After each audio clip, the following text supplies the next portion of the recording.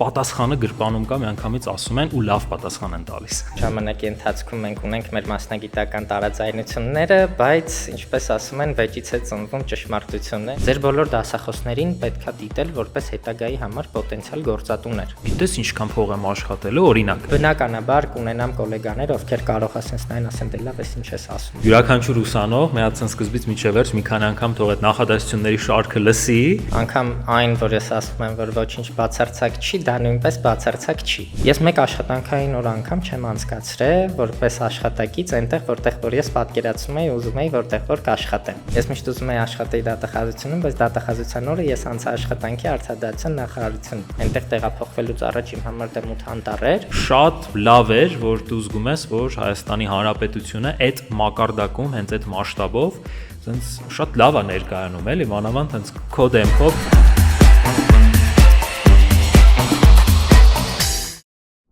Բարև ձեզ, դուք դիտում եք UFAR Alumni podcast-ը, սա ոդկասթների շարք է, որի ընթացքում մենք հանդիպում ենք Հայաստանում ֆրանսիական համալսարանի շրջանավարտների հետ եւ ծանոթանում ենք նրանց հաջողություններին, նրանց պատմությանը եւ կարիերայի որոշումներին։ UFAR Alumni podcast-ը շատ ավելի մեծ, լայն նախաձեռնության մի կարևոր մասն է, հատուկ ուսանողների եւ շրջանավարտների համար պատրաստված հարթակի մի մասը, որը շատ շուտով արդեն վստահ եմ հասանելի կլինի, որտեղ դուք կտեսնեք տարբեր հետաքրքիր տեղեկություններ, հետաքրքիր եւ ուսանողների համար եւ շրջանավարտների համար եւ այնտեղ տարբեր խմբավորումներ կան եւ դրա հետ կապված շատ ավելի մանրամասն պարբերաբար մենք տեղեկություններ իհարկե կտարածենք եւ հենց այս ոդկասթի առաջին 2 էպիզոդները արդեն իսկ հարթակում տեղադրված են, սոցցանցերում նույնպես տեղադրված են եւ մենք հիմա սկսում ենք 3-րդ թողարկումը։ Իմ այսօրվա հյուրն է իմ շատ սիրելի գործընկեր Ներսես Զեյնալյանը եւ իհարկե ես իրեն կներկայացնեմ շատ ավելի մանրամասն կերպով։ Ներսեսը բնականաբար իրավաբանության մասնագետ է, մասնագիտությամբ իրավաբան է եւ մինչ սկսելը մենք խոսում ենք հենց հետաքրքիր գաղափարի մասին, թե ինչպես են իրավաբանները շատ ավելի հեշտ կարողանում տարբեր բառախաղեր օգտագործել։ Ներսես, ինչ ես կարծում այդ հարցի շուրջ։ Նախ ողջույն Սերգեյ, շատ ուրախ եմ քեզ հյուրընկալվելու համար։ Այո, իրավաբանների մոտ կա նման ձգտում հնարավորինս ավելի ազդեցիկ իրենց խոսքը դարձնելու համար տարբեր բառախաղեր օգտագործել, սակայն ինչպես ցանկացած տիրույթում, այնպես էլ այստեղ ողջամտությունը միշտ պահել պետք է ու չպետք է նաև դա դիմացինին ձանձրացնի։ Շատ հետաքրքիր է այն տեսանկյունից, որ մարդիկ, ովքեր վաճառքներում են աշխատել, մարքեթինգում են աշխատել, թվում է թե իրենք sense խոսելուց շատ ավելի ուժեղ պետք է լինեն, բայց ես համեստաբար պետք է ընդունեմ, որ այն բոլոր մարդկանց, ում ես ծանոթ եմ, իրավաբաններին, իրենք sense խոսքի եւ բառերի օգտագործման տեսանկյունից կարծես ավելի փորձված լինեն, ու sense շատ ավելի հեշտ sense պատասխանը գրպանում կա, միանգամից ասում են ու լավ պատասխան են տալիս։ Ստեղ մի շատ կարևոր բան կա իրականում, համաձայնելով պետք է ասեմ, որ այդ նույն բառախաղերի ու տարբեր աֆորիզմիկ արտահայտումների մեջ բովանդակությունը չպետք է կորի։ Այսինքն դիմացինի մոտ երբեք չպետք է լինի տպավորություն, որ դու նմանատիպ կերպով արտահայտելով ուզում ես իրեն ճակերտավոր ասած մոլորեցնես ու բովանդակությունը կորցնես խոսքիդ։ Այդտեղ էլ գալիս է այդ բարակ, անտեսանելի կարմիր գիծը, որ պետք չէ հատել։ Եկեք ես ներկայացնեմ Ներսեսին, ուզեցանք այսպես sense ինտրո անել, իրավիճակը ավելի sense հետաքրքիր սկսելու համար։ Ներսեսը Հայաստանում ֆրանսիական համալսարանի իրավաբանական ֆակուլտետի 2018 թվականի շրջանավարտ է, մասնագիտությամբ իրավաբան։ Հետաքրքիր է, որ մենք միասին ենք ընդունվել 2014-ին եւ երկուսս էլ 2018-ին բակալավրը ավարտել ենք։ Այս պահին Ներսեսը աշխատում է Հայաստանի Հանրապետության Արդարադատության նախարարությունում որպես նախարարի խորհրդական եւ միևնույն ժամանակ իհարկե դասավանդում է Հայաստանի ֆրանսիական համալսարանում քրեական իրավունքի հատուկ մաս առարկան։ Ներսես, խնդրում եմ արի միասին հասկանանք ինչպես սկսվեց քո ճանապարհը իրավաբանության ոլորտում, ինչպես դու ընտրեցիր այս ոլորտը եւ շատ հստակ քայլերով գնում ես առաջ։ Իմ մոտ իրավաբանության ընտրությունը ճիշտն ասած որոշակի բնական ընտրության նման է եղել, որովհետև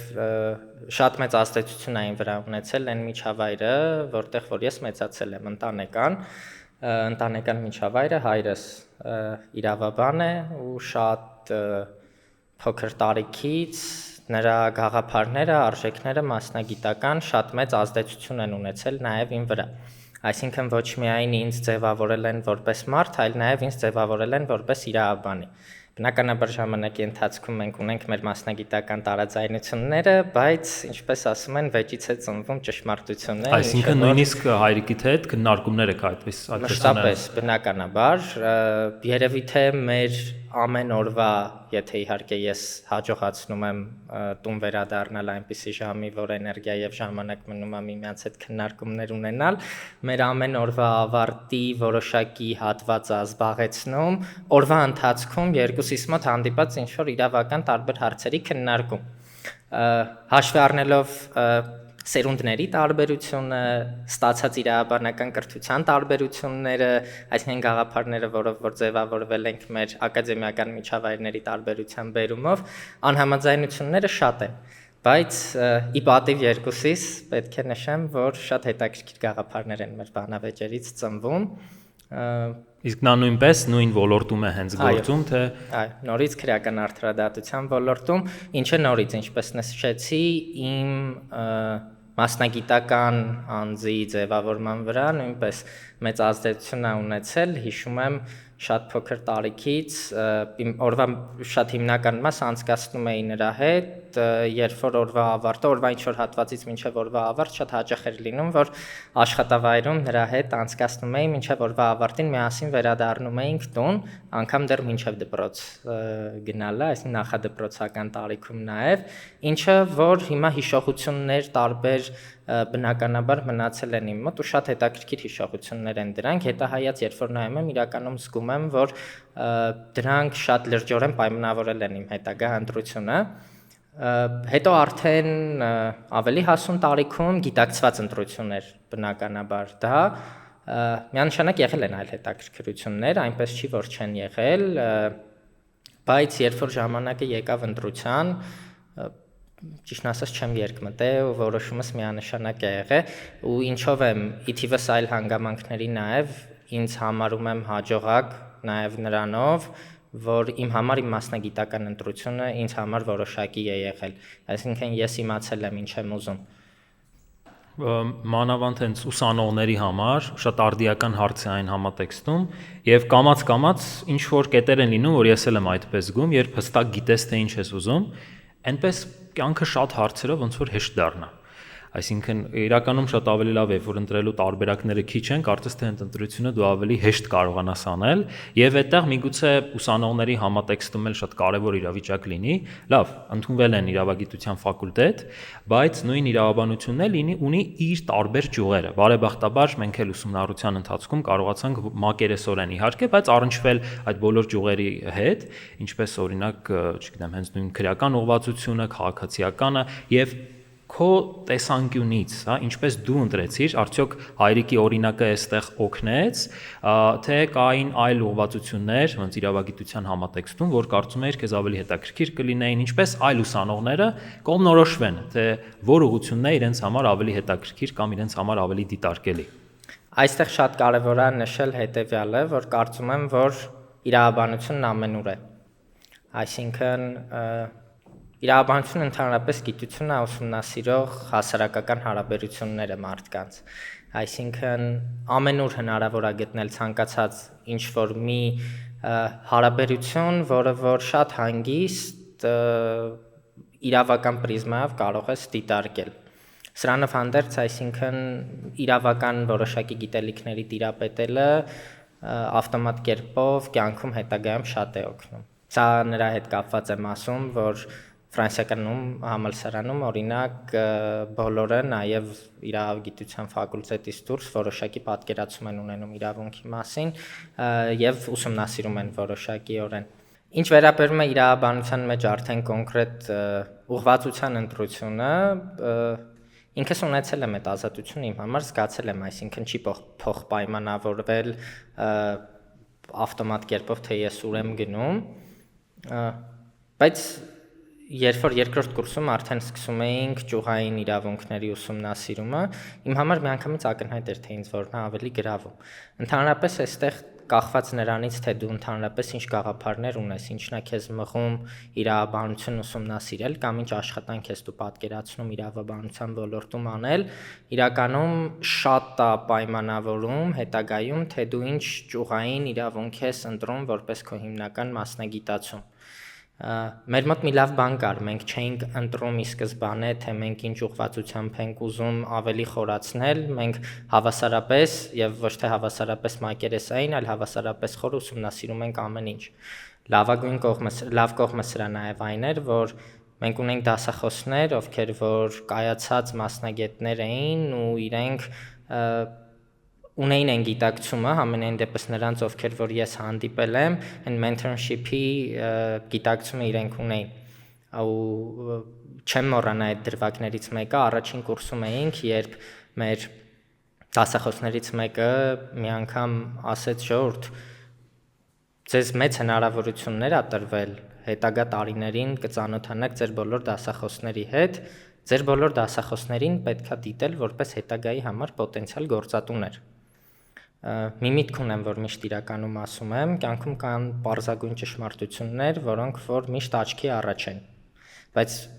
մեկ-մեկ պետքա ինչ-որ մեկը sense մատով ցույց տա դա, որ դու կենտրոնանաս ու ֆիքսվես։ Իմ համար օրինակ սա դրանցից մեկն էր, ակնհայտ է, որ դասախոսներին կարելի է այդպես նել, բայց օրինակ իմ մտքով մինչև այդ պահը չէր անցել։ Կարծես նոր տեսանկյուն ինչ-որ հայտնվի, որ սկսես այդ տեսանկյունից էլ հարցին նայես, նույն դասախոսի կերպարին, իր օրինակին կամ հետագա պոտենցիալ հնարավորություններին։ Բնականաբար, ու արդեն այդ հետագա տարիների ծանոթությունները դու հանդիպում ես մարդկանց, ովքեր որ իրենց ոլորտում ամեն մեկը կայացած մարդիկ են։ Գտնում ես քեզ համար նաև ինքնաբերաբար է դա ստացվում role model-ների։ Հատկապես երբ որ ունես այնպիսի դասախոսներ, ովքեր կարող են հանգիստ այդպիսի հանդիսանալ, դա իրականում նաև շատ է հեշտացնում։ Շատ կարևոր է, որ դասախոսները լինում են այնպիսին, որոնք որ կարողանում են ուսանողի մոտ հետաքրքրություն առաջացնել դեպի կոնկրետ ոլորտը։ Իմ համար այդպես դեպի քրեական արդարադատության ոլորտը եղավ, հետ չգնամ, կախված թե արդեն ավելի շատ փոքր տարիքից իմ մոտ ի սկզբանե կարելի է ասել ու կանխակալ վերաբերմունքը բառի ոչ բացասական իմաստով կար այդ ուղղությամբ, նաև իմ խառնվածքը այն արժեքներն ու գաղափարները, որը որ ես իմ համար ունեի առանձնացրած, թե ես ինչ եմ ուզում անեմ իրավաբանություն ուսումնասիրելով ու իմ հետագա աշխատանքում, հանդիպելով նաև իմ ոլորտային դասախոսներին, որոնց դերը շատ մեծ է իմ հետագա մասնագիտական նաև ձևավորման վրա, ընտրությունը իմ համար նորից ինքնաբերաբար եղավ։ Իսկ այդտեղ մարդու ներաշխարհը ինչքանով կապ ունի, այն տեսանկյունից, որ ընկերներ ունեմ, իրենք ասում են, ես հեսա գնալու եմ օրինակ քրեականի ուղղվածությամբ աշխատեմ կամ հետագայում փաստաբան դառնամ, ասում եմ, գիտես ինչքան փող եմ աշխատելու, օրինակ, ու այդտեղ միգուցե գալիս է այդ սուբյեկտիվ պատկերացումը, որ միգուցե մարդ չի պատկերացնում, թե ինչ իրավիճակներում այն հապագայում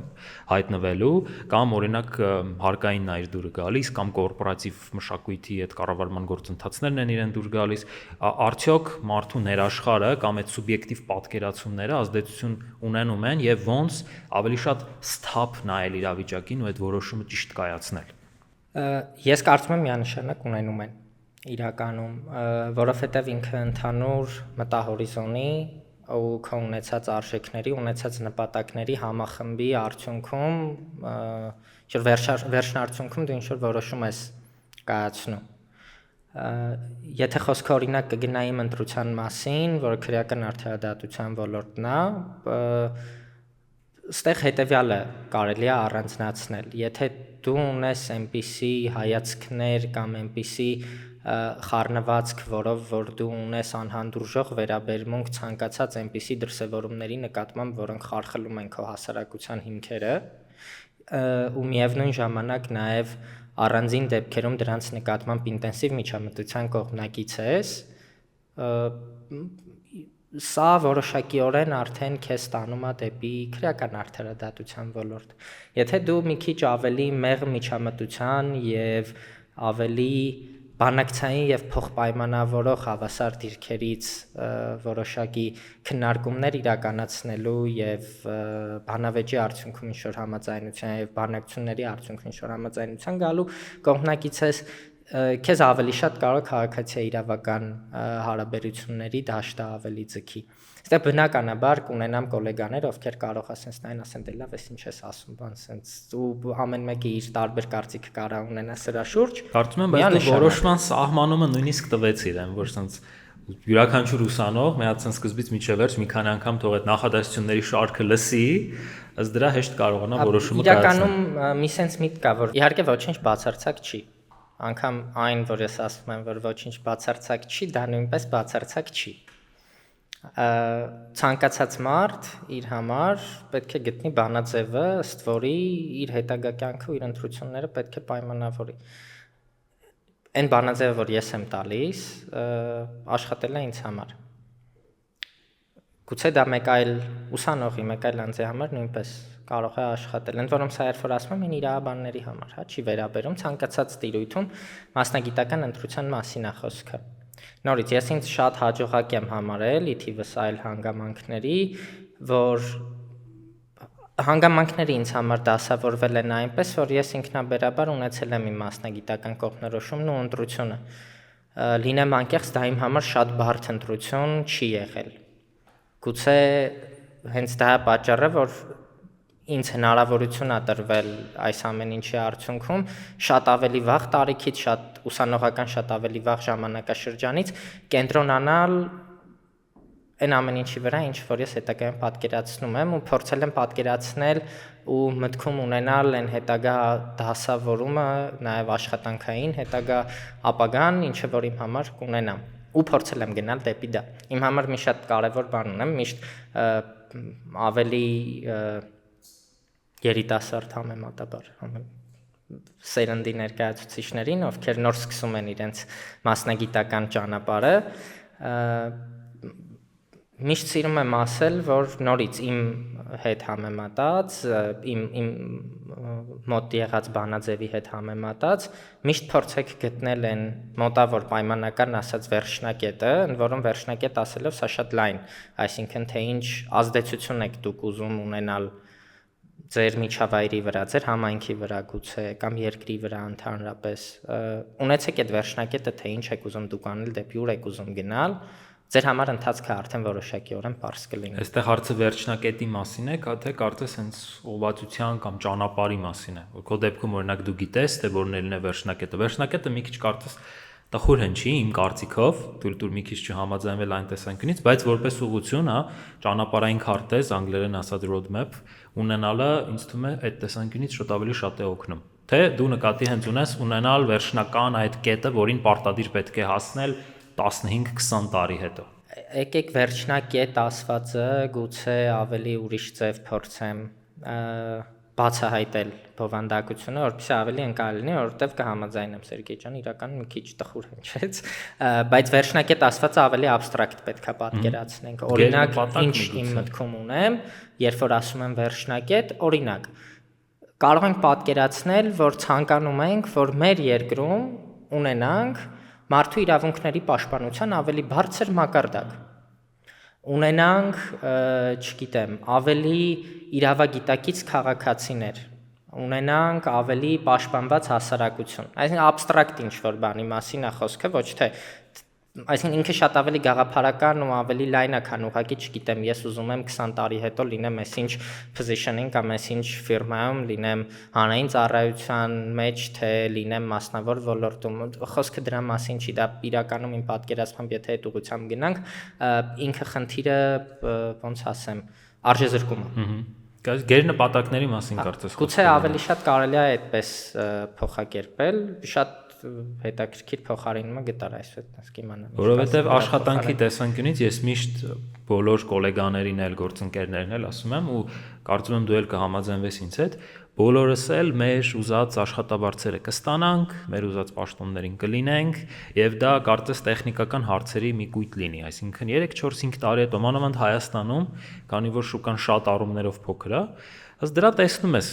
ինչ որ ոլորտներ կան, որտեղ տենց 5-ից 10 տարվա ընթացքում շատ հստակ հանգիստ քայլերով, առանց առանձնապես շտապելու մարդը կարող է հասնի այն լավ կարևոր կետին, որին ինքը երազում էր, ու այդտեղ հարցեր բնականաբար առաջանալու, բա հետո ինչ եմ անելու։ Ու այդտեղ կարծես այդ գերնպատակ ունենալը օգնում է եւ միգուցեև հենց այդ տեսանկյունից էլ ձեր մասնագիտությունը շատ այլ մասնագիտություններից ես երևի եթե համեմատեմ կկարողանամ ինչ-որ չափով, բայց մեկը ամեն դեպքում մի քիչ ավելի պակաս համեմատել օրինակ բժշկության հետ, այն տեսանկյունից թե ինչքան տվյալներ դուք պետք է ամեն օր ուսումնասիրեք, սովորեք, փորձեք, տեսական գիտելիքներ ունենաք, տարբեր օրենքների տվյալներ, անընդհատ թարմացնեք ձեր հիշողությունը, դրա հետ մեկտեղ գնաք այդ ամեն ինչը պրակտիկ իրականության մեջ օգտագործեք, դիմացի մարդկանցից ավելի լավ օգտագործեք, որը բարդ իրականություն է, բայց այս բայդրությամբ մենք առնչվում ենք տարբեր մարդկանց հետ, 11-12-րդ դասարանի դպրոցականներին կամ առաջի երկրորդ կուրսի ուսանողներին, որ օրինակ տարբեր սերիալներ կամ ֆիլմեր նայել են ու տեսնում են իրավաբանի sense մոդայիկ կերպարը, հա, որ ինքը ամենբոլոր հանդիպումներին գալիս է, sense սիրուն կոստյումով, բանով գալիս է, արագ-արագ քիչ բաներ է ասում, բայց արդյոք այդ մարդիկ տեսնում են այն ժամերի աշխատանքը, օրերի քրտնաջան աշխատանքը, որ արվում է կուլիսներում կոպիտ ասած, եւ այդտեղ հարցը առաջանում, միգուցեև հենց այդ գեր նպատակն է օգնում այդ ժամերը դնել, ներդրվել, ամեն ինչ անել այդ արդյունքին հասնելու համար։ Միանշանակ պետք է այդ համաձայնեմ Սերգեյ ջան, որովհետեւ այն թե կոնկրետ ինչ աշխատավայր ենք մենք հետագայում ուզում կամ որտեղ ենք ուզում աշխատել, այսինքն այդ դրա ընթացքը արդեն կյանքն է պայմանավորում։ Բնականաբար օրինակ նույնը եղել է ինձ համար, եղել է իմ ընկերների համար, իմ շրջապատում տարբեր մարդիկ, վստահ եմ նաև քո դեպքում նույնպես նույնական իրավիճակ կարող է լինել։ Մենք ուսանող ժամանակ բոլորս պատկերացնում ենք, ունենում ենք որոշակի պատկերացումներ, թե ավարտելուց հետո որտեղ ենք ուզում աշխատել, ինչ ենք ուզում անել։ Գուցե շատ հաճախ նաև սենց առաջի հայացքից շատ քառակուսի ձևով այլընտրանք մեր համար չենք պատկերացնում, թե դրանից բացի այլ տեղում չենք աշխատելու եւ այլն, նմանատիպ ինչ-որ մոտեցումներ, բայց միշտ երբ որ գալիս եւ առերեսվում ենք ավարտելուց հետո մասնագիտական կյանք ենք մտնում, մեզ տենց դպրոցական ժամանակվանից միշտ ասում են, չէ, այս շրջափուլը անցար կյանք ես մտնում, այս շրջափուլը անցար կյանք ես մտնում։ Երբ որ գալիս ենք մասնագիտական կյանքին ենք արդեն առերեսվում, հասկանում ենք, որ երբեմն մեր աշխատանքային պատկերացումները կարող են չհամընկնել այն ամեն ինչին, ինչը կյանքը մեր համար նախատեսել է։ Իսկ գիտելիքները։ Գիտելիքի ճանապարհը ինքը շատ բարդ ճանապարհ է։ Այսինքն, եթե իրավաբանության ու քո բերած օրինակով բժշկության ոլորտում անցնելիք ճանապարհը շատ բարդ է ասում ենք, կհամաձայնեմ, բայց այն կարծիքին եմ, որ ցանկացած ոլորտում իրականում, անկախ նրանից թե ինչ ուղղվածություն ես ընտրում, գիտելիքի ճանապարհը իրենից շատ բարդ ճանապարհ է ներկայացնում։ Դա իրենից ենթադրում է որոշակի նվիրում։ Դա իրենից ներկայացնում է ինչ-որ բաներից հրաժարում։ Այսինքն այդ ճանապարհը սկսելու ընթացքում, երբ որ դու անում ես ակադեմիայում առաջին քայլերը գիտելիք ստանալու սկզբնական փուլում, որոշակի հաճույքներից եւ ժամանցային ինչ-որ ֆորմատներից քեզ ինչ-որ չափով ավելի շատ հետ է սպանում սկզբնական շրջանում, որտեղ ունես ճանապարհ անցնելու շատ կարևոր։ Ես հետեւյալն եմ միշտ փորձում ֆիքսել ու հասցնել տեղ, երբ որ նորից ավելի փոքր տարիքի ուսանողների հետ հաճախ զրույցների ընթացքում կամ դպրոցական տարիքի աշակերտների հետ զրույցներում, որ շատ կարևոր է գիտակցել հետևյալը. դու մի քանի տարի հնարավոր է քեզ տարբեր ժամանցային իրավիճակներից համեմատաբար հետ պահես, բայց կարևոր մի բանի ես հետագայում հասնում։ Այդ ամեն ինչի սկզբնական փուլը ավարտելուց հետո քեզ հնարավորություն է տալու ավելի շատ ժամանակ այդ ամեն ինչին տրամադրել։ Այսինքն, եթե կարողանաս ունենալ մաքսիմալ կենտրոնացում քո բազային կրթությունը հնարավորինս լավ ստանալու, գիտելիքը ձեռք բերելու, դու հետագայում կլինես մուտք կգործես աշխատաշուկա որպես ավելի պատրաստ մասնագետ ու կկարողանաս դիրքավորվել այնպես, որ ունենալով թեկուզ սկզբնական շրջանում լավ աշխատանք, լավ հեռանկարով բնականաբար նաև, ու միևնույն ժամանակ կարողանաս բալանսավորել քո ժամանցը։ Երբ որ խոսում ենք ուսանող ժամանակ ունեցած աշխատանքային պատկերացումների մասին, որ ասեցի հնարավոր է մի քիչ քառակուսի նաև լինի այդ մոտեցումը, որ այլընտրանք չթողնվի։ Ինչի համար էի դա ասում, որովհետև շատ կարևոր է պատկերացնել այն, որ հնարավոր է աշխատաշուկա մուտք գործելու պահից սկսված առերեսվես մի իրականությանը, որ բարձր կյանք իրականում չէր նախատեսել քո համար այն ինչը որ դու մտածում էիր, բայց երբեք չպետք է փակ լինես նոր հնարավորությունների։ Կամ գուցե դու աշխատում ես այն գերատեսչությունում կամ այն մասնավոր ընկերությունում, որտեղ որ դու հենց պատկերացնում էիր ու ուզում էիր, բայց հնարավոր է մի շատ լավ առաջարկ ստանաս։ Ու միշտ պետքա բաց լինել տարբեր առաջարկների համար, փորձել հասկանալ, արդյոք այդ գերնպատակը, որի մասին խոսեցինք, արդյոք ես եթե գնամ այնտեղ, այդ գերնպատակին հասնելու համար ես ավելի արդյունավետ չեմ լինի, կամ արդյոք այնտեղ ավելի լավ չի լինի բազմաթիվ այլ հանգամանքներով։ Իսկ հենց քո կարիերայում ինչ բարդ որոշումների առաջ դու կանգնեցիր, քանի որ դու հիմնականում հենց աշխատել ես հանրային ոլորտում, ինչը իր տեսանկյունից շատ հետաքրքիր է եւ միաժամանակ վստահ եմ եղել են ուսանող գոլեգաներ, որ աշխատել են օրինակ մասնավոր ոլորտում եւ ինչ որ համեմատություններ են այդտեղ եղել կամ ոչ թե հենց ոլորտային որոշումը, այլ հենց աշխատավայրի ընտրությունը կամ այլ ինչ որոշումների առաջ ես դու կանգնել եւ ստիպված էիր հենց այդ այն հաշվարկային մոտեցումը գործարկել։ Իրականում շատ հետաքրքիր իրավիճակ կար իմ հետ, որովհետեւ այն ինչը ասեցի նորից էմպիրիկ փորձի հիման վրա էր, այսպես ասած, հա։ Այն աշխատանքը, այն զբաղմունքը, որ ես պատկերացնում եի ուսանող տարիներին ինձ համար, իսկ ես ուսանող ժամանակվանից սկսած եթե անկեղծ ու մինչև հիմա ամենայն դեպս կյանքիս այս շրջափուլում ու մոտակա ինչ որ ժամանակահատվածում մոտապագայում չեմ պատկերացնում հանրային ծառայությունից դուրս ինձ։ Ես ունեի պատկերացում, թե որտեղ եմ ուզում աշխատեմ։ Բայց ավարտելուց հետո մի շրջան նաև Հայաստանից դուրս մագիստրատուրան սովորելուց հետո Ֆրանսիայում, երբ որ վերադարձա Հայաստան, իսկ վերադառնալը իմ համար այլ ընտրանք չուներ, իմ եւ ընկերներիս համար, ում հետ միասին գնացել էինք, առերեսվեցի հենց իմ ասած այն իրականությանը, որը կյանքի իմ համար նախատեսել էր։ Ու այնտեղ որտեղ որ ես պատկերացնում էի, որ աշխատեի, օբյեկտիվ հանգամանքների բերումով այդ փուլում չէի կարող։ Ու եթե անկեղծ այս նախորդ 6 տարիների ընթացքում ես 2019-ից եմ աշխատաշուկա որպես ֆորմալ աշխատող եմ մուտք գործել, ես մեկ աշխատանքային օր անգամ չեմ անցկացրել որպես աշխատակից այնտեղ որտեղ որ ես պատկերացնում էի ուզում էի որտեղ որ կաշխատեմ։ Իսկ որտեղ էր պատկերացնում։ Ես ինձ միշտ ուսանող ժամանակ դատախազ եմ պատկերացրել։ Հա։ Ինչը նորից մեր դասախոսներից մեկի շատ մեծ ազդեցություններ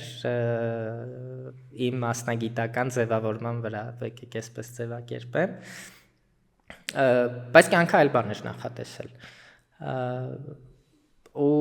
այն իրավիճակում, որտեղ որ հայտնվեցի, ունեի մի քանի այլ ընտրանքներ ընտրություն կատարելու, երբ որ վերադարձա Հայաստան ու իրավիճակային կողմնորոշվեցի ու ընտրություն կատարեցի, որը կարծում եմ ճիշտ ընտրություն էր, ու այդ ընտրությունը ինձ հասցրեց այնտեղ, որտեղ որ հասցրել է հիմա, իսկ հիմա որ սենց հետ նայում եմ, այդ տարիները շատ հետաքրքիր են անցել, շատ հետաքրքիր ու շատ հաճույքով կարելի է ասել այդ ճանապարհը նորից կանցնեի։ 2019-ին էր աշխատանքի անցա Արդարադատության նախարարությունում։ 19-ին 2019 հուլիսի 1-ին, շատ սիմվոլիկ է, հուլիսի 1-ը դատախազության օրն է։ Ես միշտ ուզում եի աշխատեի դատախազությունում, բայց դատախազության օրը ես անցա աշխատանքի Արդարադատության նախարարությունում։ Հետագայում այնտեղ մի որոշ շրջան աշխատեցի, դրանից հետո եղավ տեղափոխությունս պետական եկամուտների կոմիտե։ Այսա շատ բարդ ընտրություն էր իմ համար իրականում։ Ստացա, եթե իրականում փորձեմ հետահայացնեմ, ասեմ ինչ բարդ ընտրություններ եմ ես արել, աշխատանքի ընտրության տեսանկյունից ինչ բարդ ընտրությունների առաջ եմ կանգնել, դա 2021-ի ամառն էր, երբ որ առաջարկը ունեի տեղափոխվելու։ Պետական եկամուտների կոմիտեն հարկային եւ մաքսային մարմինն Հայաստանի Հանրապետությունում, իսկ իմ համար դա փակ ոլորտ էր, փակ ասելով այն մտքով եմ ասում, որ ես առարկայական գետնի վրա պատկերացում այդ ոլորտների մասին չունեի։ Այնքանով, որքանով որ ընդհանուր շատ գեներիկ գիտելիքներ ունեի այնտեղի մասին, գործառութային եւ այլն ինչով են զբաղվում, բայց գետնի վրա չի պատկերացնում այնտեղի աշխատանքը ու իրականում դա շատ ռեալ կոմֆորտ զոնայից դուրս գալ էր իմ համար։ Բայց դու գնացիր այդ որոշումը։ Ես գնացի դրան։ Իսկ ինչքանով էր հենց այդ որոշումը էլի կապվում այդ գերնպատակի հետ։ Դու կարողանում էիր հենց հստակ թելը գտնել, թե ընթացքում շոշափեցիր։ Ես գտա այդ թելը, որովհետև ինձ բացահայտվեց, այսպես ասած, որ կա աշխատանքներ, որոնք որ մինչ այդ իմ նախորդ աշխատավայրում մենք անում էինք, կար ցանկություն նմանատիպ այսպես ասած բարեփոխումներ եւ փոփոխություններ իրականացնել նոր աշխատավայրում։ Ու սրա հետ մեկտեղ նաեւ իմ համար շատ մեծ նոր հնարավորություններ, նոր բացահայտումներ անելու։ Ու երբ որ ես նայում եմ իմ ունեցած գերնպատակը ազդեցության տեսանկյունից, շատ ավելի լայն, իմ համար դա հնարավորություններ նոր տիրույթներ, նոր ոլորտներ բացահայտելու, եթե ասում եմ այնտեղ տեղափոխվելուց առաջ իմ համար դա մութ անտառ էր, ինձ հնարավորություն էր ընձեռվել իրական բացահայտել այդ մութ անտառը ու մտնել այդտեղ։ Որը կարծում եմ լապտերը վերցրած մտել եմ, շատ լավ ստացվել էր։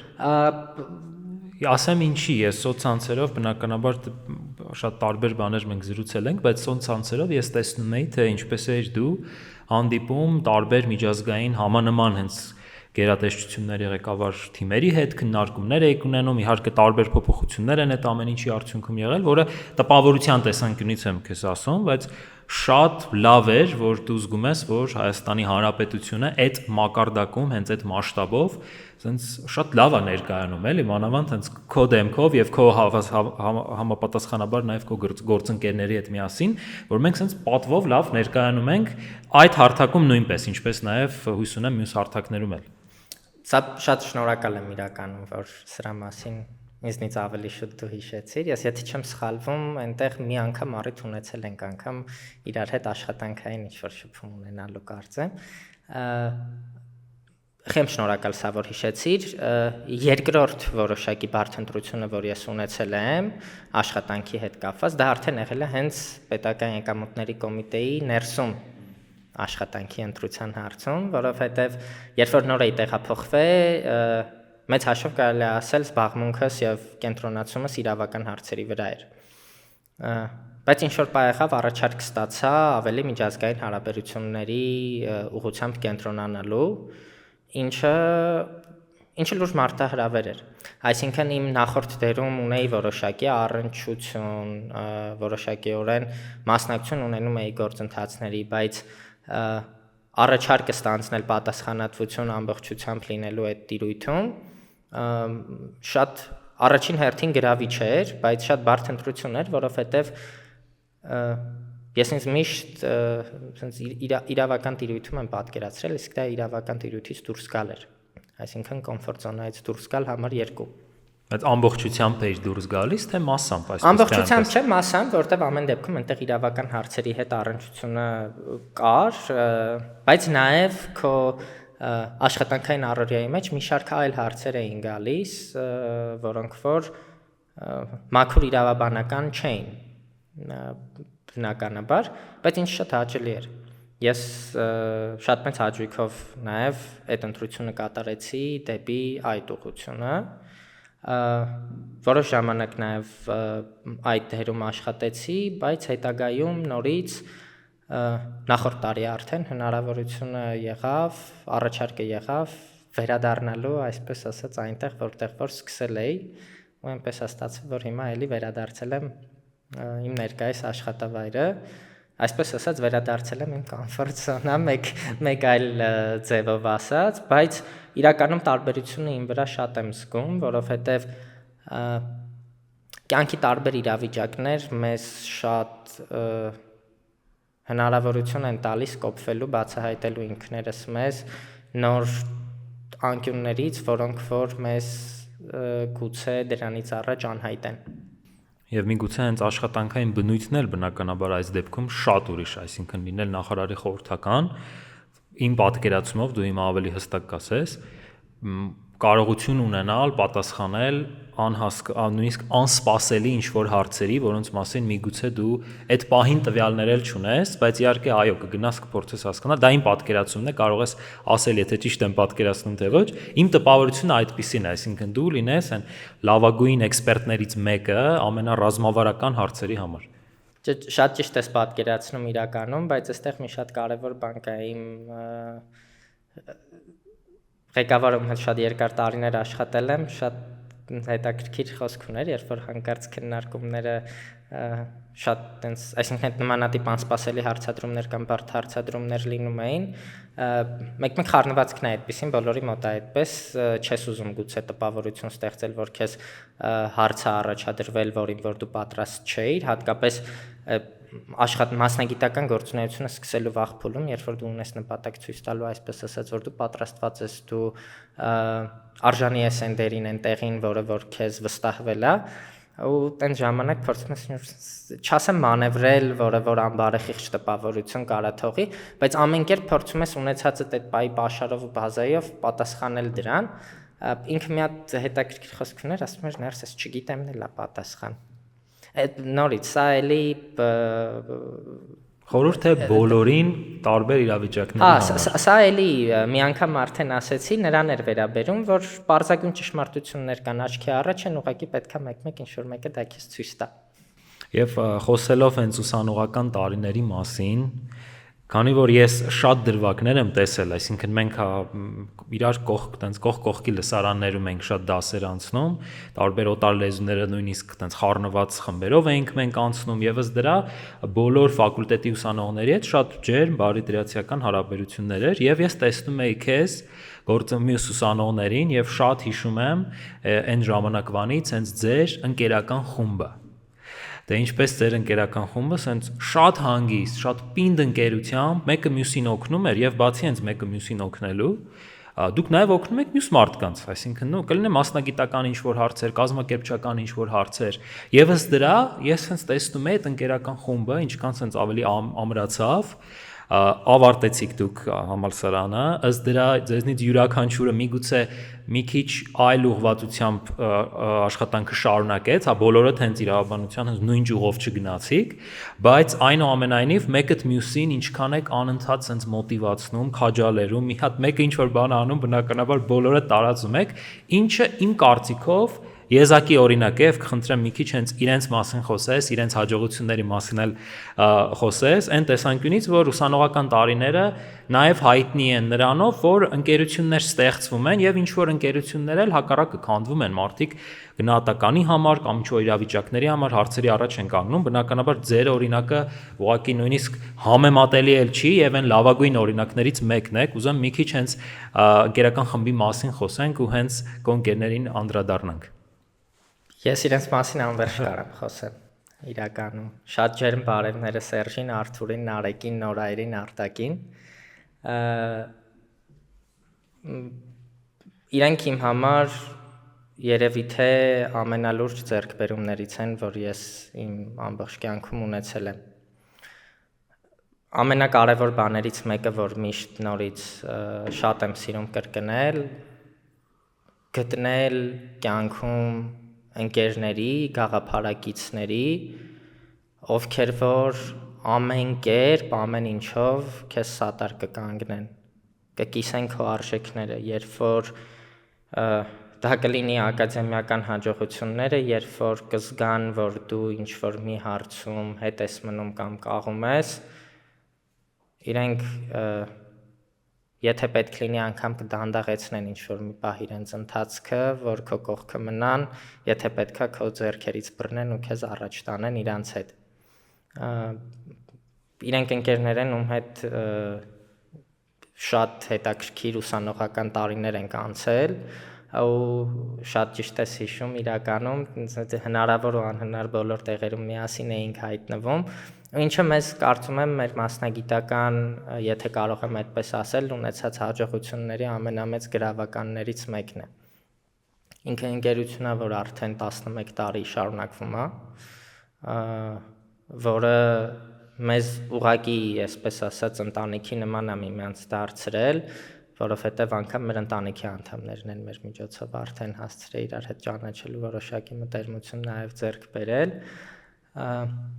Շատ հետաքրքիր էր ավարտելուց հետո այդ մտավախություն ասեմ, թե ինչպես ասեմ, որ հնարավոր է կյանքը տարբեր ուղիներով տանի, բայց դա մեր դեպքը չէր։ Բայց արդյոք բոլորդ նույն ոլորտում չեք աշխատում, չէ՞։ Նույն ոլորտում չենք, տարբեր տեղերում ենք, բայց շատ հետաքրքիր էր, որ անմիջապես ավարտելուց հետո սկզբնական շրջանում Արթուրը այսպես ասած լրիվ մեր այլ դեպքեր, նա ակադեմիայից է, նա ընդհանրապես այլ պատկերացումներ ուներ իր ակադեմիական զբաղմունքների մասին, շատ հետաքրքիր է միշտ այդ պահը ասում էինք, եթե մենք ասում ենք շատ ենք ուզում հետագայում աշխատենք այս ինչ տեղում, ու ենթադրենք ինչ-որ մի աշխատանքի հետ կապված նպատակ էինք սահմանում մեր համար, որ կուզեմ աշխատեմ այս ինչ տեղում լինեմ, այս ինչ position-ին լինեմ, այս ինչ զբաղմունքը անեմ, Արթուրը իմ համար միշտ առանձնանում էր նրանով, որ օրինակ այս սրա հետ մեկտեղ Արթուրի գերնպատակը օրինակ top համալսարաններից մեկում դասախոսելն էր, որը ինքը շատ վստահաբար գնում է այդ ճանապարհով, դեռ հենց այն համալսարանում, որը իր հիմնական նպատակն էր, դեռ չի հասել դրան, բայց այո, ինքը արդեն շատ հեղինակավոր տարբեր տեղերում դասախոսում է ու ունի շատ հետաքրքիր ակադեմիական հաջողություններ։ Եվ Եվրոպայի մասշտաբով արդեն իսկ հասցրեց top համալսարաններում աշխատել եւ իր ուսումնասիրություններ անել։ Մնացածս օրինակ շատ հետաքրքիր էր, որ ավարտելուց անմիջապես հետո մենք բոլորս հայտնվեցինք արդարադատության նախարարությունում։ Մենք բոլորս մնացածս բոլորս կար ինչ-որ մի շրջան, որ բան էինք անում, նույն տեղում աշխատում էինք, ես ասեմ, ինձ թվում է շատ լավ կպատկերացնես այն ամեն ինչը որ համալսարանում էինք տենում մեզ տեսնելով, այդ ամեն ինչը տեսնում էին մեր աշխատավայրում նաև, որովհետև բնականաբար դա շարունակվում էր։ Մենք բոլորս իրականում շատ այս տարիների ընթացքում մեր բնավորությունները, խառնվածքները արժեհամակարգ շատ է սինխրոնիզացվել իրար հետ, ինչը նորից իմ համար ամենամեծ հաջողություններից եւ ունեցած ամենաձեռքբերումներից մեկն է։ Ունենալ ընկերներ կողքիդ եւ առօրյա մասնագիտական ճանապարհը միմյանց հետ անցնելուց, որ դու նրա մեջ կտեսնես, նրանց մեջ role model, հա, նորից քո մեջ կտեսնես, այսինքն դու կտեսնես, որ ունես այնպիսի ընկեր, որից որ դու ընդօրինակելու բան ունես, քեզ համար ընդօրինակելի կերպար է։ Ընկեր, որը որ քեզնից շատ ավելի պատրաստված է։ Ընկեր, ում որ դու միշտ կարող ես ցանկացած հարցով զանգել խորհրդի, դա կլինի մասնագիտական, դա կլինի անձնական ցանկացած ինչ-որ հարցով, սա իրականում բոլորիս համար շատ մեծ ձեռքբերում է, երբ որ խոսում ենք մասնագիտական, հա, միջավայրում հայտնվելու մասին։ Դու նշեցիր, Արթուրը զբաղվում էր ուսումնասիրություններով, չէ, ակադեմիկ ուսումնասիրություններով, Սերժը այս պահին դատավոր է, քրեական արդարադատության ոլորտում իր մասնագիտությունն է, Արմավիրի մարզի ընդհանուր իրավասության դատարանում դատավոր է, Նորայրը եւ Նարեկը աշխատում են քննչական կոմիտեում, տարբեր ստորաբաժանումներում, Նորայրը ավելի շատ մասնագիտացած է հարկային հանցագործությունների ոլորտում, Նարեկը մասնագիտացած է սահմանադրական կարգի դեմ ուղղված հանցագործությունների դեմ պայքարով, Արտակն էլ միջազգային ավելի, այսպես UNICEF-ում Արտակն էլ աշխատում։ Բայց ընկերական խմբով դուք ինչ-որ հավաքարեցիք։ Մենք հենց ոդկասթից առաջ էլ որ զրուցում էինք, դու ասենց ասեցիր, հա, այս ընկերներով դուրս են գալու, ինձ մոտ բնականաբար հարց է առաջանում։ Դուք ընկերներով հավաքվեցիք, արդյոք միշտ խոսում եք իրավաբանական բոլոր кейսերից, դեպքերից, թե ձեզ մոտ էլ, ինչպես այլ մասնագիտություններով մարդկանց մոտ գոյություն ունի կյանք աշխատանքից դուրս, իրավաբանությունից դուրս։ Բնականաբար իրավաբանությունից խոսակցություն ուղղակի չի կարա չլինի,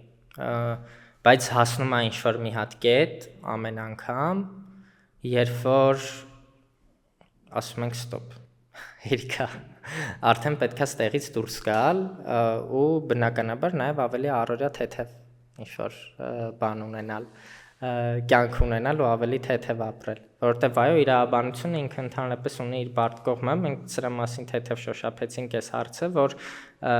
բացի այդ ֆենսի արտաքին դրսևորումը իրավաբանության, ինքը նաև շատ լուրջ, ասենց ասած, կուլիսների հետևում շատ մեծ աշխատանք է, այտենց այդ ֆիլմերի կերպարները, որ կան, շատ տենց սիրուն, որը որ կամ թեկուզ իրական կերպարները, որոնք որ հնարավոր է տեսնել, բայց այս ամեն ինչի հետևում շատ մեծ աշխատանքը կա։ Բայց միևնույն ժամանակ իրականում իրավաբանները ունեն նաև իրավաբանությունից դուրս կյանք ու ոչ պակաս հետաքրքիր է, դա բավական հետաքրքիր է անցնում։ Ու նույնը նաև մեր դեպքում էլ այո, այդպես է, որովհետև ինչ որ մի պահից ունենում ենք sense համաձայնություն, որ հստակ ես բայց սկսած էլ իրավական հարցեր չենք բանանում քննարկում, բայց բնականաբար ոնց էլ չլինի, հետո էլի հետ ենք գալի։ Ով առաջինը տենց հարց բարձրացնի, ինքն էլ հետո հաշիվը օրինակ կփակի։ Մեր մոտ այդ խնդիրը երբեք չի լինում, բայց հետաքրքիր պրակտիկա էր, կարելի է մտածել համար։ Երկու հարց կա, որ պարտադիր կուզեմ տալ, առաջինը հենց կապված առարկաներին, մի քիչ վերադառնանք այդ ուսանողական տարիներ, էլի շատ լավ ծանոթ լինելով մոտավոր այն ծրագրին, որ դուք եք անցել ուսումնառության ընթացքում, այսինքն բակալավրի ծրագրին, կային առարկաներ, որոնք ուղղակիորեն առնչություն ունեին իրավաբանությանը Հայաստանում, եւ մենք իհարկե ունեինք ֆրանսիացի դասախոսներ, գալիս խոսում էին Ֆրանսիայի իրավունքի մասին, իրավունքի հենց ֆրանսիական այլ ճյուղերի մասին, Եվրոպայի իրավունքը, բայց մարդիկ կան, որ ասում էին, ախր ես Հայաստանում եմ գործում, Հայաստանում եմ աշխատում, ներողություն, բայց ինչի՞ս է պետք, որ ես իմանամ Եվրոպայում այդ հարցը ոնց է լուծվում, Ֆրանսիայում ոնց է լուծվում, եթե ես Հայաստանում չեմ կարողանալու դա օգտագործել։ Բնականաբար դա ամենալավագույն օրինակը չի եւ լավագույն մեկնաբանությունը չի, բայց հետաքրքիր կլինի լսել հենց քո կարծիքը, ինչպես դու կարողացար դրսի իրավունքի լավագույն օրինակները ոնց որ խառնել եւ օգտագործել հայաստանյան իրականությունը։ Ես օրինակ այդ նշածդ վերջի խումբ մարդկանց հետ ովքեր նման կարծիք են արտահայտում, ֆունդամենտալ անհամաձայնությունս կհայտնեմ իրենց հետ, որովհետև ինչ է ընդհանրապես մեզ տալի ուսումնասիրել, եկեք ավելի լայն, հա, արի սկզբից բացի իրավական ոլորտից, ընդհանրապես եթե տեսնենք ինչ է մեզ տալի ուսումնասիրել Հայաստանից դուրս այլ վայրերում ապրող հասարակությունների կենցաղը, հասկանալ իրենց առօրյան, հասկանալ իրենց սովորույթները, հասկանալ իրենց մտածելակերպը, հասկանալ թե ինչպես են ընդհանրապես իրենք մտածում տարբեր կյանքի իրականությունների եւ տարբեր հանգամանքների դրսևորումների հետ, համադրել այդ ամենը մերի հետ, այն իրականության հետ ու այն առօրյայի վարք ու բարքի հետ, որ ունենք մենք։ Ու այս համադրության արդյունքում բնականաբար կարող ենք եզրահանգել, որ գուցե այն ամեն ինչ որ մենք անում ենք, այո, ճիշտ է, կամ գուցե եզրահանգենք, որ գուցե ավելի ճիշտ է, որ մենք ինչ-որ փոփոխություններ անենք մեր առօրյայում։ Մենք գամ ավելի կոնկրետ իրավաբանության ոլորտում։ Ինչա մեզ տալի, ինչա ինձ տվել, որ նա եղել իմ պատասխանը սրան, որտեվ հատկապես, հա, արտերկրում, երբ որ կրթություն ես ստանում, դրանից հետո վերադառնում ես Հայաստան, ընդ որում արտերկրում ուսումնասիրում ես այն երկրի օրենսդրությունը եւ իրավունքը, որտեղ որ դու սովորում ես, բնականաբար ակադեմիական մասն է մի կողմ, այդ շատ իրավացի հարցադրում է քեզ լինում, բալա վերջի ինչ դեր պետք է եկել ես հետ հիմա ինչ ես անելու դու դրա հետ։ Այդ ամեն ինչ ուսումնասիրելը նախ ֆրանսիական համալսարանում այստեղ, նաև հետո եթե այլ տեղում ես կամ թեկուզ տարբեր research անելու ընթացքում, երբ որ դու ուսումնասիրում ես արտերկրի իրավունք, ինքը մոտ իր մտածողությունն է ձևավորում։ Այսինքն հասկանալ, թե երկրագնդի այլ մասում քո տեսակի մտածող անձինք ինչպես են այլ կարծիքներ արտահայտում նույնական հանգամանքների վերաբերյալ։ Չգիտեմ, օրինակ, կարող է Հայաստանում շատ միջամտող եւ բառի ոչ շատ բացասական իմաստով ռեպրեսիվ վերաբերմունք կարա լինի տարբեր երևույթների նկատմամբ, ռեպրեսիվ բառ պատժողական իմաստով, եկեք ավելի sense ասեմ ճիշտ կլինի, բայց գուցե բացահայտենք, որ երկրագնդի մեկ այլ մասում մարդիկ այդ ամեն ինչի հետ այլ լուծում են գտել։ Երկրագնդի այլ մասում գուցե մարդիկ այդ ամեն ինչի հետ այլ լուծում են գտել։ Ինչը որ հնարավորություն կարա տա մեզ ընդօրինակել, բերել այդ նույն փորձը ու իմպլեմենտացնել մեր մոտ։ Այսինքն ձևավորել այդ ընդհանուր մտածողությունը, փորձել նայել ստանդարտից դուրս մեր մոտ ունեցած առօրյա, այսպես ասած, մեկին գումարած մեկից բացի, այլ ինչ-որ բաներ, այլ ինչ-որ բանաձևեր նույնպես փորձել հայտնաբերել, բերել իմպլեմենտացնել գուցե։ Շատ կարևոր մի բան կա, որ պետք է հասկանալ, թյուր կարծիք կա, որ երբ որ ասում ենք միջազգային փորձի ուսումնասիրություն կամ տարբեր երկրների փորձի ուսումնասիրություն, դա նշանակում է մեխանիկորեն բերել այն ինչը որ կա դրսում, բերել իմպլեմենտացնել նույն օրենքը բերես դնես անես։ Դա երևի թե ամենամեծ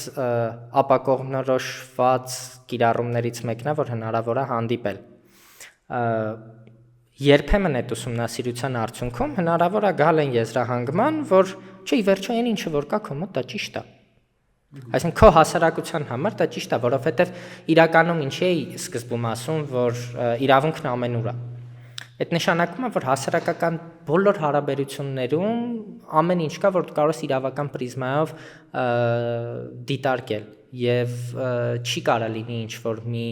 հարթություն, որտեղ քո իրավական նորմերը, քո ընդունված, այսպես ասած, իրավական հարթությունը լինի անհամերաշխ եւ անհաշտ եւ տրամագծորեն տարբերվի քո հասարակությունից։ Եվ այս ամբողջը պետք է իրար հետ նույն հարթության վրա, այսպես ասած, լինեն։ Եվ ավարտելով, արի մեկ խորհուրդ տանք, կամ որը կլիներ այն խորհուրդը, որ դու կտայիր միգուցե քեզ հենց ուսանող ժամանակ։ Հիմա հնարավորություն ունենայիր ժամանակի տենց հետ տվող ինչ-որ մեքենայով մեկ խորհուրդ տալ, շատ կարճ, հստակ sense message-ով ինչ-որ խորհուրդ քեզ, բայց ուսանող ժամանակ։ Ժամանակը ավելի արդյունավետ ու ճիշտ գնահատել։ Ինչ է դա նշանակում։ Որովհետև ես գիտեմ, որ դուք շատ sense էֆեկտիվ, արդյունավետ, շատ արագ ամեն ինչ անում եք։ Ավելի շատ։ Դրամարասմի ավելի շատ արդյունավետ։ Այսինքն երբեմն հնարավոր է այն ազատ ժամանակը, որը որ ունեցել ես, կիրառել ավելի շատ կարդալու, ավելի շատ ուսումնասիրելու, ավելի շատ զարգանալու, նոր բաներ բացահայտելու ուղղությամբ։ Ուսանողական տարիների սկզբնական այդ շրջանը ու ընդհանրապես բազային կրթություն ստանալու շրջանը շատ կարևոր է։ Ես դասախոսությունների ընթացքում մեկ հուսով եմ չեմ ձանձրացնում ուսանողներին, երբ որ սկսում եմ անդրադարձ կատարեմ նմանատիպ ինչ-որ հայացքներ կիսելու,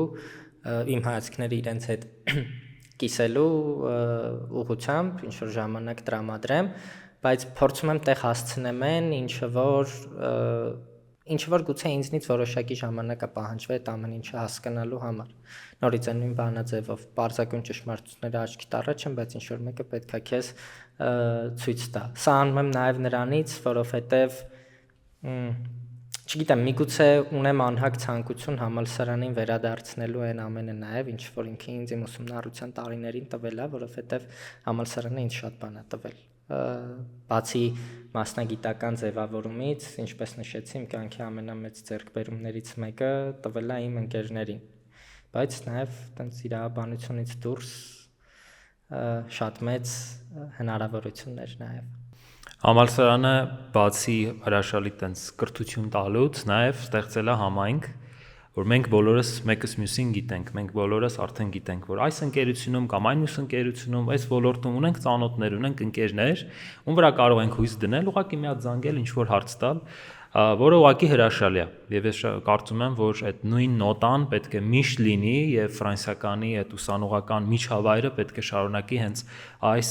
ծաղկուն միջավայրում միշտ լինել։ Ներսես, շատ շնորհակալ եմ հետաքրքիր զրույցի համար։ Տարբեր հարցերի մասին մենք խոսեցինք, իրականում ես այստեղ գրված շատ այլ հարցեր ունեի, բայց անverջ կարող ենք զրույց ունենալ եւ միգուցե պետք է եւս մեկ անգամ համանման բան կազմակերպենք, որ կարողանանք այս ամբողջական ցուցակով անցնել։ Սիրելի ընկերներ, մեր այսօրվա հյուրներ Ներսես Զեյնալյանը 2018 թվականի իրավաբանական ֆակուլտետի շրջանավարտը։ Մենք այսպիսով ավարտում ենք այսօրվա ոդկասթը, բայց մինչ դա խնդրում եմ մեկնաբանություններում նշեք, թե ձեր կարծիքով ով պետք է լինի մեր հաջորդ ոդկասթի, այսինքն 4-րդ թողարկման պոտենցիալ հյուրը։ Շնորհակալություն, որ դիտեցիք, լավ մնացեք եւ հաջողություն։